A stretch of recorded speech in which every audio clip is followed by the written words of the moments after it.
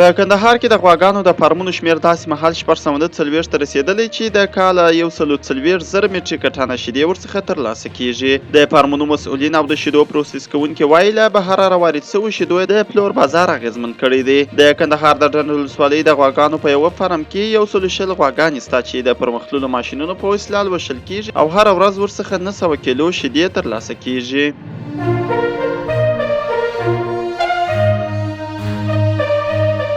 د کندهار د سپین بولدک ولسوالۍ اړوند سیمه کې د 15.6 میلیون افغانیو د 15 کیلومتره استنادي دیوال د جوړېدو چارې پیل شوي دي. د یاد استنادي دیوالو د جوړېدو چارې د کلي او بیارغونې او پراختیا وزارت سرپرست لخوا پرون پرانیستل شوې. دغه استنادي دیوالونه چې د سپین بولدک د کدسي زیارت ته نږدې د کدني سیند غاړې ته جوړیږي چې مالي لګښت یې د مالیې وزارت له لوري ورکول کیږي.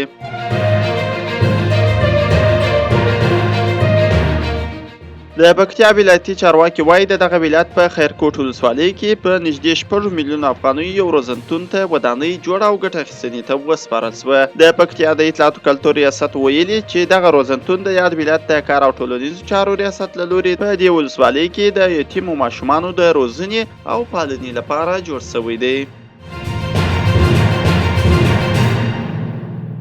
د افغانستان بانک ویلي د دې بانک لومړي مرستیال په مشرۍ یو پلاوي بلخ ولایت ته د سفر په ترڅ کې د ځون په کچه راټول شوي 902 میلیونه او 999 بانکنوټونه وسوځول شوه. د یاد بانک په وینا سوځول شوو بانکنوټونو کې د 1 2 15 10 شلو 500 او 0 بانکنوټونه شامل وو.